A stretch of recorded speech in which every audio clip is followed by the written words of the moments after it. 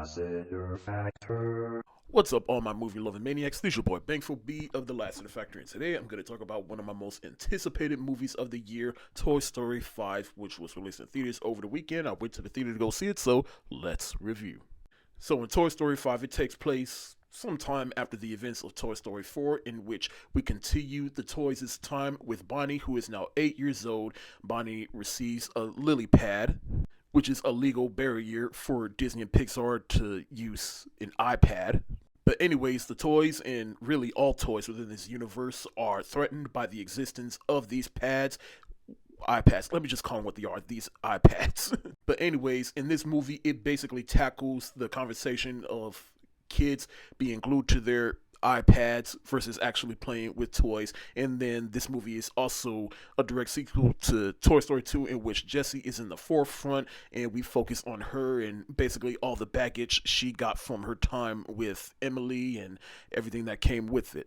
Now, if you've been following my channel, you know I rewatched everything related to the Toy Story franchise, from the core movies, the Buzz Lightyear spin-offs, and the specials and shorts.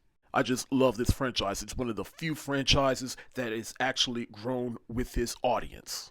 All that being said, I'm definitely not the only person that agrees that this franchise should have stopped at 3.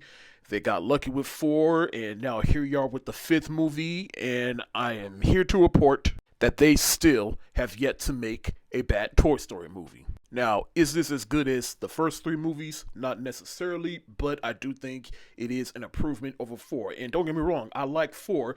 And one thing that can be a little redundant about these movies is that it follows the original conflict, but they always do it in a new light. In fact, we're in a new age, and so it's always fun how they kind of play with that original concept and put it in a modern day setting. And like I said, in this movie, they address the whole toys versus tech conversation about how kids these days are glued to their pads versus kids that don't actually play with toys, and how the pad can lead to social media, and how social media can in a way influence your kids and how it affects them in terms of actually making connections and making friends.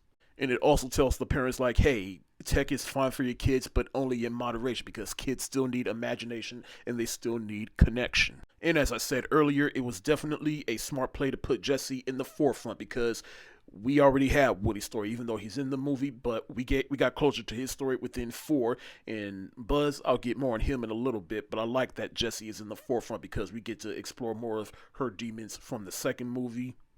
These movies are for sure still for the audience that grew up with these movies, but it doesn't leave the current wave of kids behind.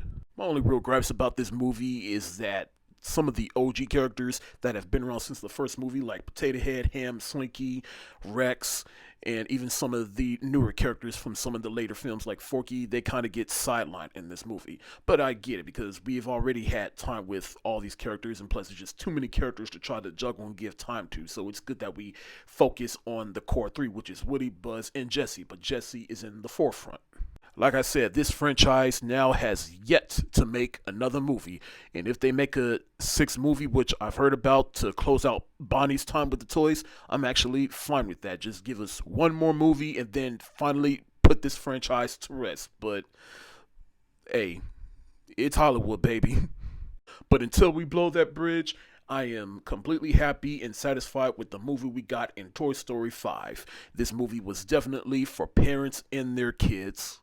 To me, this was definitely a worthy sequel, and at times a more worthy sequel than the 4th movie, in my opinion. I'm going to give Toy Story 5 the hard eyes emoji. Thank y'all so much for watching. Have you seen Toy Story 5? If so, let me know what you think in the comment section below. This is your boy Bankful B of the Lassiter Factor. Stay safe, wash your hands, peace.